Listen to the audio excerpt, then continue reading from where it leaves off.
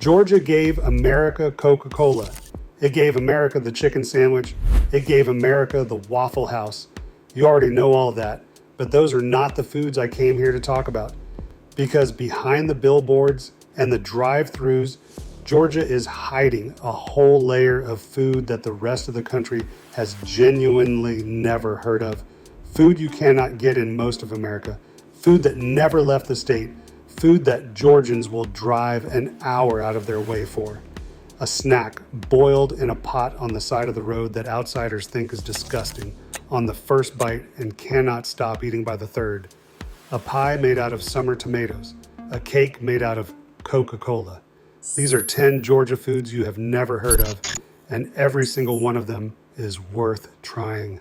Stick around to number 1, Sam, because it is the one Georgians treat like a religion, and most of the country has never even seen.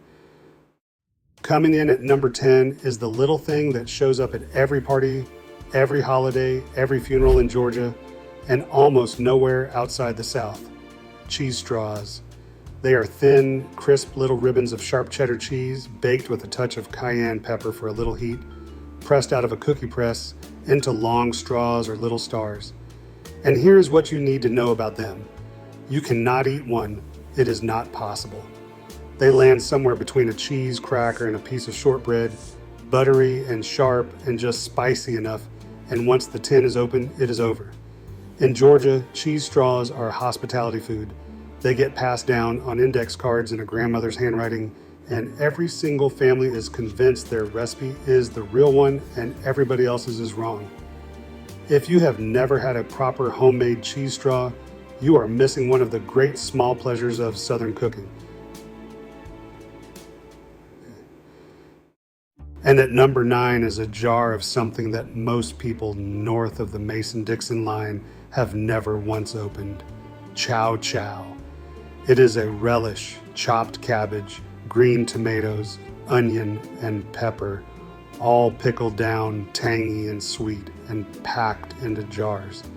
And the whole point of it is what it does to other food. A spoonful of chow chow on top of a bowl of pinto beans, or a plate of greens, or a hot dog, and suddenly the whole thing wakes up. Sweet, sour, sharp, a little crunch. It exists because Georgia gardeners needed a way to use up everything left in the garden right before the first frost, the green tomatoes that would never ripen, the last of the cabbage, and waste was not an option. So they chopped it, pickled it, and put it up in jars to last the winter. Every family's chow chow tastes a little different, and every family thinks theirs is the best. Coming in at number 8 is a grape you have almost certainly never tasted, and a pie made out of it that tastes like a Georgia autumn. The Muscadine and its bronze cousin, the Scuppernong. These are native southern grapes, thick-skinned, wild, and nothing at all like the grapes in a grocery store. You do not just pop one in your mouth. You bite through the tough skin, squeeze the sweet pulp out, spit the seeds, and eat the way people have eaten them in Georgia for centuries. They are intensely floral, almost perfumed, and people turn them into wine, into jelly, and into Scuppernong hull pie, a pie made from the skins and pulp that tastes like fall in the South and exists basically nowhere else. Most Americans have never had a muscadine in their life. In Georgia, they grow wild on the vine, and eating them straight off it is a childhood memory a whole lot of people share. And at number 7 is a food that became a national punchline and does not deserve it: Claxton fruitcake. Now, I know what you think about fruitcake, the dense brick that gets re-gifted every Christmas and nobody eats. But the real thing, the one that comes out of Claxton, Georgia, is a different animal. It is moist. It is packed with candied fruit and nuts. It is rich and sweet, and if the only fruitcake you have ever had came out of a plastic tube from a drugstore, you have never actually had fruitcake. Here is the story. Claxton is a tiny town in South Georgia that calls itself the fruitcake capital of the world, and it earned the title.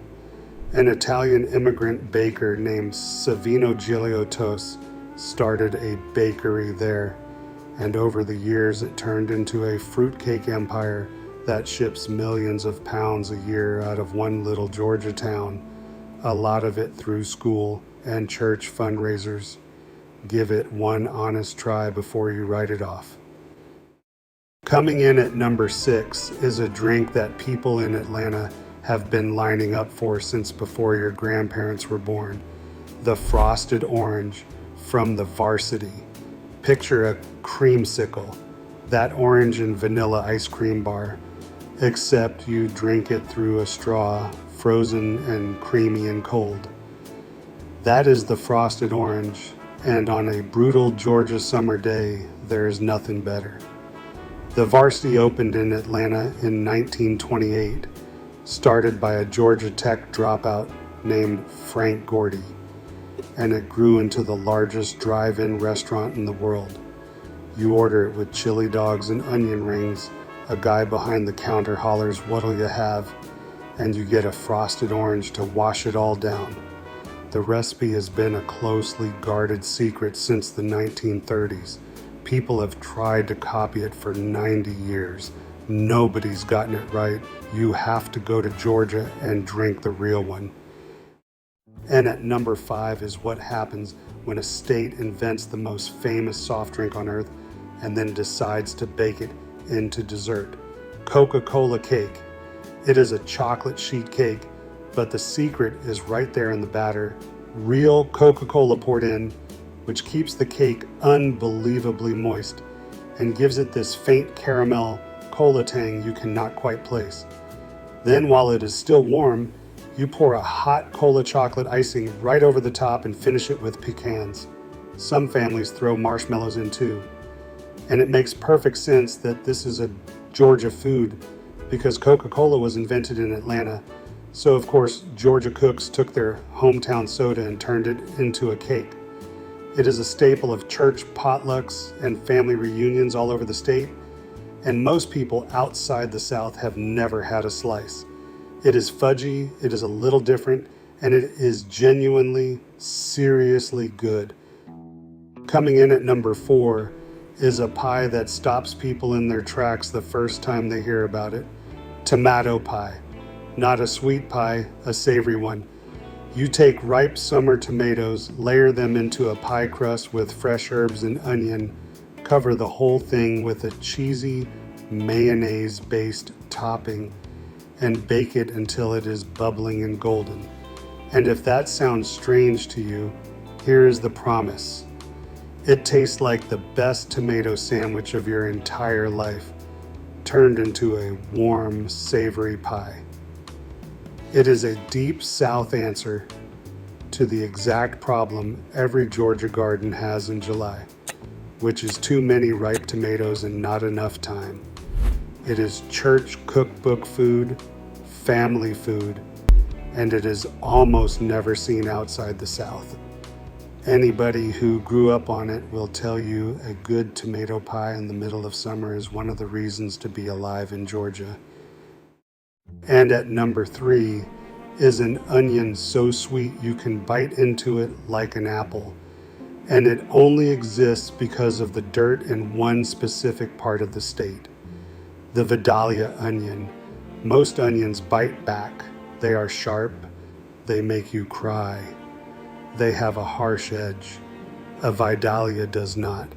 It is genuinely sweet, mild, mellow, and it turns into something incredible when you roast it, fry it into onion rings, or bake it into a creamy Vidalia onion pie. And the reason comes straight out of the ground. Back in 1931, a farmer named Moses Coleman down in Toombs County, Georgia, planted onions and discovered they had come up sweet instead of hot.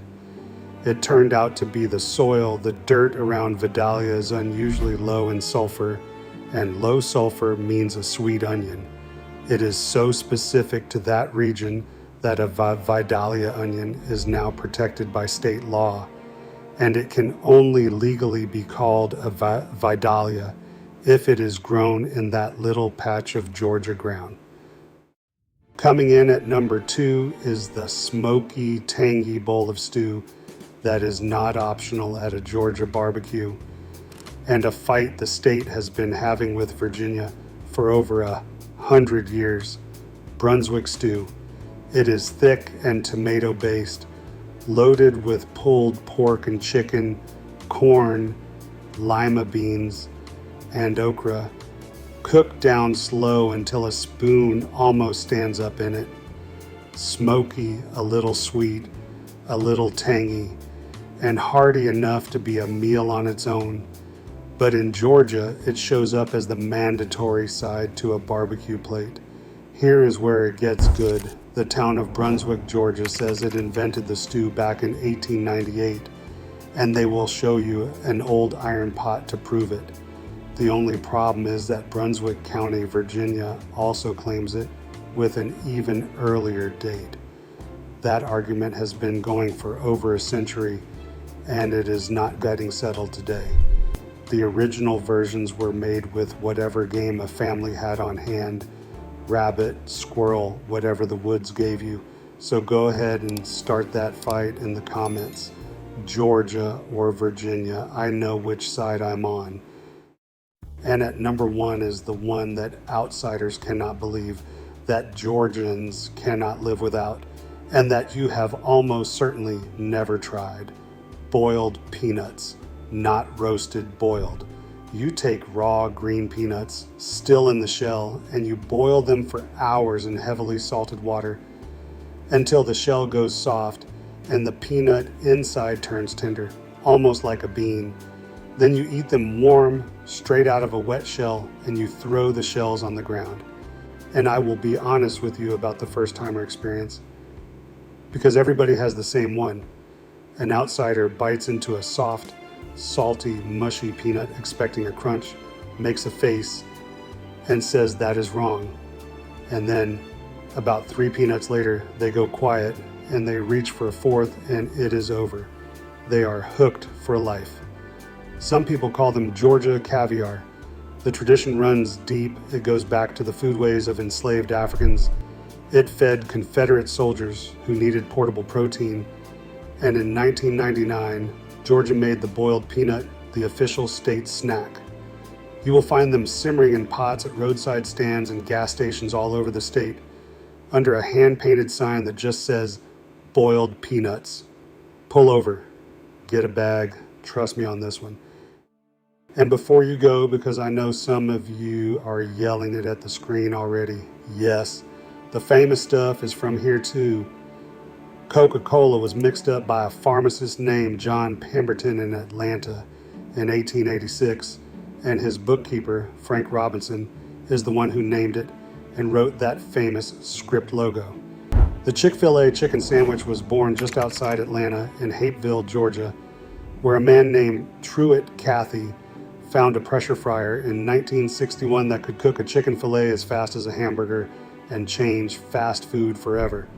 And the Waffle House, open all night, every night, was founded in Avondale Estates, Georgia in 1955. You already eat Georgia every single day. You just never knew it. That is the thing about this state.